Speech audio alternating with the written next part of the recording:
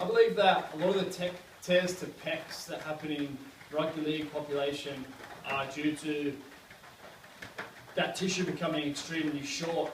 Okay, so if we're only ever working in a shortened range and we never really fully try to extend that range, I think that tissue is going to become more prone to tearing and have less structural integrity than if we expose it to that full range. So by working eccentrics through full range, by working isometrics at end of range, then I think that we can decrease the likelihood of those tears. So even though we are getting some stretch here, because the arm is still in that, the elbow is still in that bent position, there's a lot less torque on the pec than when we straighten it out.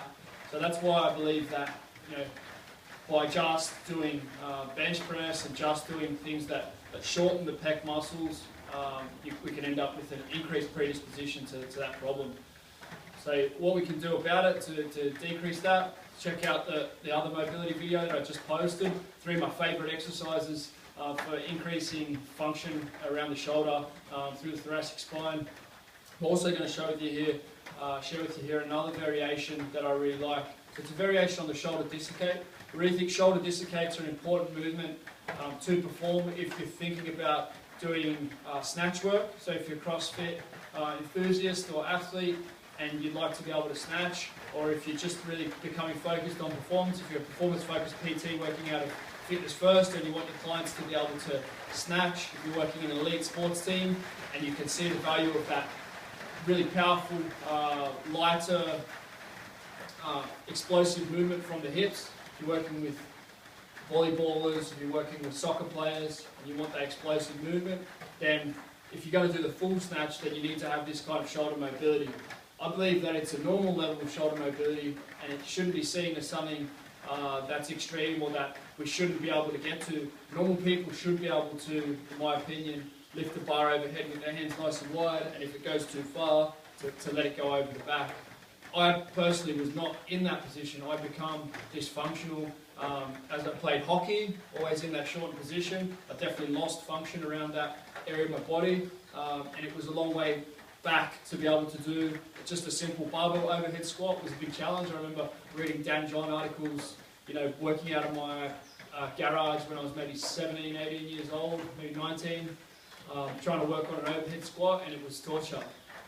Now I'm able to overhead squat, for reps with body weight, not as many as I'd like to, but there's definitely been a change there, and that's been part of the process to being able to snatch as well.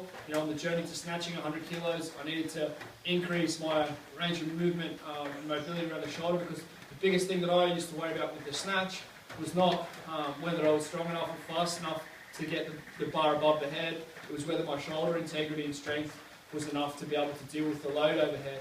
So once I started working on isometric work like handstands and that sort of stuff overhead, found that there was a big difference in my shoulder function. I haven't had a shoulder subluxation, touch wood, for a very long time, probably 3-4 years, where I used to get them really every couple of months when I just do the wrong kind of movement. And I believe that I've increased the structural integrity, laid down more connective tissue, and improved the biomechanics of my shoulder through the work I've explained to you in that previous video. Now looking at shoulder dislocates. So if we want to be able to do the snatch without risking injury to the shoulder, we need to be able to potentially fail with the bar going backwards over the head. Okay, so we need to be able to perform this movement with a heavy load and for it not to be an issue. It needs to be able to happen inside our snatch grip width. Okay, so snatch grip for me is about that sort of width. Bar sits in the hip crease. I need to be able to do dislocates inside that. Okay, that's also the grip that most of the guys are using for the really heavy overhead squats. If you are a CrossFit enthusiast or if you're working on your overhead squat, generally the top guys are bringing the grip in just a little bit tighter to be able to have more stability overhead, and that's how they're getting those 170 kilo overhead squats, that you're seeing from the top guys. So what you want to do if you're going to work on this shoulder dislocate is there's a lot of different variations that we use. I'm going to show you one here that you may not have seen.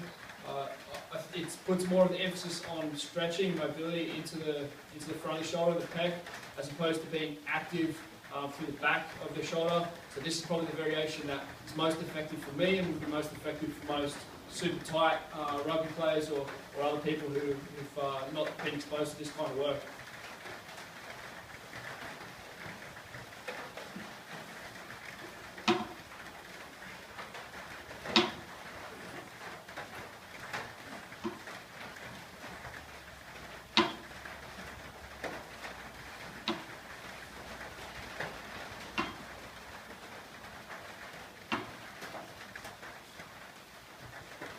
Okay, so you can add some weight to that one as you get more comfortable with it. You find that it really lengthens out the front of the shoulder. Just be progressive with it, be gradual with it. You want to feel the stretch in the muscle, not into the joint, into the connective tissue too much.